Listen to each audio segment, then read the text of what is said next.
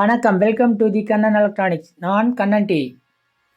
இந்த வீடியோவில் screen printing மெத்தடில் எப்படி பிசிபி ரெடி பண்ணுறது அப்படிங்கிறத பார்க்கலாம். முதல்ல மெஸ்ஸு, ஸ்க்ரீன் பிரிண்டிங் தேவையான அந்த மெஸ்ஸு எமல்சன் கோட்டிங்லாம், இந்த சர்க்கியூட்டு போர்டுக்கு தேவையான எமல்சன் கோட்டிங்லாம் ஆல்ரெடி போட்டு வச்சிட்டேன்.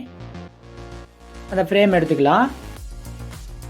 எடுத்துகிட்டு இப்போ பார்த்தீங்கன்னா அந்த ஃப்ரேமில் நம்ம பிரிண்ட் பண்ணுறப்ப சைடில் லீக் ஆகும், பெயிண்ட் லீக் ஆகிறதுக்கு வாய்ப்பு இருக்குது. அதனால் சுற்றியும் பார்த்திங்கன்னா செல்லோ டேப்பு இல்லைன்னா அதுக்குன்னே பார்த்தீங்கன்னா பேக்கிங் டேப்புலாம் இருக்குது. அது எது வேணாலும் யூஸ் பண்ணிவிட்டு நீங்கள் சுற்றியும், அதாவது அந்த பிரிண்டு போடக்கூடிய இடம் தவிர மற்ற இடத்துங்களில் அந்த டேப் ஒட்டிக்கலாம். இப்போ பார்த்தீங்கன்னா அந்த ஃப்ரேம் ரெடி. இப்போ எங்கேயும் சைடில் லீக் ஆகாது. இந்த சர்க்கியூட் டிசைனுக்கு மட்டும் அந்த செல்லோ டேப்பு ஒட்டியிருக்காது. இப்போ அந்த கிளாம்பில் ஃபிட் பண்ணிக்கலாம். அந்த மெஸ்ஸை கிளாம்பில் ஃபிட் பண்ணிக்கலாம். அது எப்படின்னா கொஞ்சம் கூட ஷேக் ஆகக்கூடாது. நம்ம அதை மேலே எடுத்துகிட்டு கீழே ப்ரெஸ் பண்ணாலும் இடம் நகராத அளவுக்கு கரெக்டாக ஃபிட் பண்ணிக்கணும். இப்போ நம்ம பிரிண்ட் பண்ணக்கூடிய அந்த பிசிபி ஆல்ரெடி கட்டிங் பண்ணி வச்சாச்சு. அதை சரியான பொசிஷனில் வச்சுட்டு இந்த மாதிரி சைடில் டபுள் சைட் கம் டேப் போட்டு நம்ம அதை செட் பண்ணிக்கணும். ஏன்னா ஒரு போர்டு பிரிண்ட் பண்ணிவிட்டு அடுத்த போர்டு பிரிண்ட் பண்ணுறப்பையும் அதே பொசிஷனில் வைக்கணும். அதுக்காக அந்த மாதிரி சைடில் டேப்பு ஒட்டி வச்சுக்கலாம். இப்போ பார்த்தீங்கன்னா ரெடி பண்ணிட்டோம். எப்படின்னா அந்த மெஸ்ஸு நம்ம பிரிண்ட் பண்ணக்கூடிய அந்த பிசிபிக்கு மேலே 2 mm ஹைட்டாக இருக்கிற மாதிரி நம்ம செட் பண்ணிக்கணும். ஆல்ரெடி செட் பண்ணி வச்சாச்சு. அதுக்கப்புறம் பார்த்திங்கன்னா தேவையான பெயிண்ட்டு. இப்போ நான் டாப் காப்பர் தான் பிரிண்ட் பண்ணுறேன். டாப் காப்பரை எப்படின்னா எச்சிங் பண்ணுறதுக்கு அப்புறம் அந்த பெயிண்ட்டை ரிமூவ் பண்ண தான் போகிறோம். அதனால் நான் வெறும் பிவிசி பெயிண்ட்டை மட்டும் யூஸ் பண்ணி பிரிண்ட் பண்ண போகிறோம். இது இருக்கிறதுலே ரேட்டு கம்மியான பெயிண்ட் தான். அதாவது இப்போ இந்த பெயிண்டெல்லாம் எங்கே பார்த்தீங்கன்னா ஸ்க்ரீன் பிரிண்டிங் ஷாப்பிங்னு தனியாக இருக்குது ஸ்டோரு. அந்த ஸ்டோரில் கிடைக்கும். மற்ற இடத்துல எங்கேயும் கிடைக்காது. சேலத்தில் பார்த்தீங்கன்னா சுந்தர் ஏஜென்சி அப்படிங்கிற இடத்துல கிடைக்கும். அதே போல் ஒவ்வொரு மெயின் சிட்டிலையும் இருக்கும், நிறைய இடத்துல இருக்கும். இப்போ பெயிண்ட் எடுத்துக்கிட்டோம். அதுக்கு தேவையான அளவுக்கு தின்னரை மிக்ஸ் பண்ணிவிட்டு நல்லா கலக்கிட்டு நம்ம அந்த பெயிண்ட் எடுத்துக்கலாம். தின்னரை காட்டிலும் பார்த்தீங்கன்னா பெயிண்ட் இம்ப்ரூவர்ன்ட்டு ஒன்று கிடைக்கும். அதே ஸ்க்ரீன் பிரிண்டிங் ஸ்டோர்லேயே கிடைக்கும்.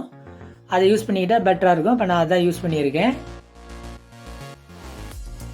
தேவையான அளவு பெயிண்ட் எடுத்துக்கலாம்.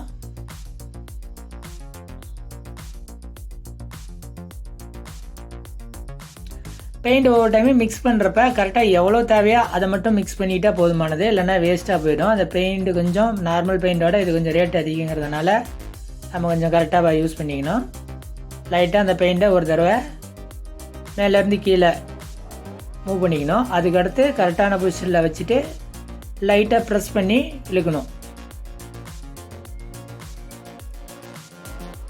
இப்போ பார்த்தீங்கன்னா அந்த மெஸ்ஸில் நம்ம சர்க்கியூட் டிசைன்லாம் ரெடி பண்ணி வச்சுருக்கோம். அந்த கேப்பில் மட்டும்தான் அந்த பெயிண்ட் கீழே இறங்கும்.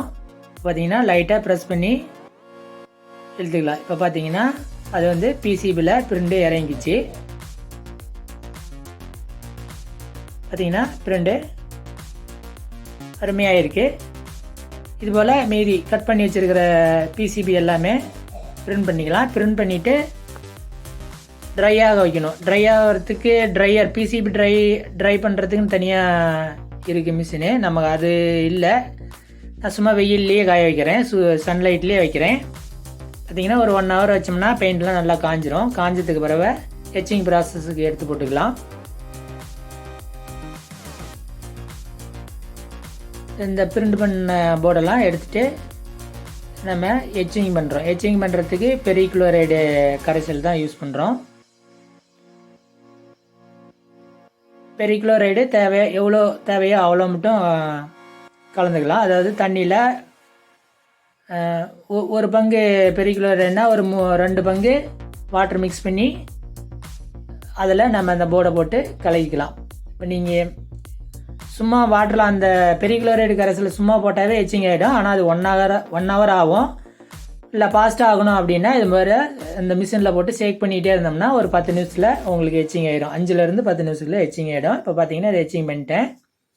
எச்சிங் பண்ணதுக்கு பிறகு கரெக்டாக எச்சிங் ஆகிருக்கா அப்படின்ட்டு பார்த்தீங்கன்னா இந்த மாதிரி ஒயிட்டாக இருக்கிற, அதாவது எல்இடி டிவியிலே கூட டிஸ்பிளே ரிமூவ் பண்ணிட்டு அந்த ஒயிட்டு ஸ்க்ரீன் மாதிரி தெரியும், அதில் வச்சு கூட நம்ம அந்த எச்சிங் ஆகிருக்கா இல்லைன்ட்டு பார்த்து தெரிஞ்சுக்கலாம். இப்போ பார்த்தீங்கன்னா இப்படி பார்க்குறப்ப எச்சிங் நல்லா சூப்பராக எச்சிங் ஆகிடுச்சு. எந்த இதுவும் எச்சிங் ஆகாமல் இல்லை. சப்போஸ் எச்சிங் ஆகாமல் இருந்தால் திரும்பவும் ஒரு 2 நிமிஷம் எச்சிங் பண்ணிக்கலாம். இதுபோல் நிறைய டெக்னிக்கல் டீட்டெயில்ஸ் நீங்கள் தெரிஞ்சுக்க நம்ம வீடியோவை பார்த்துக்கிட்டே இருங்க. நன்றி, வணக்கம். அடுத்த வீடியோவில் பார்க்கலாம்.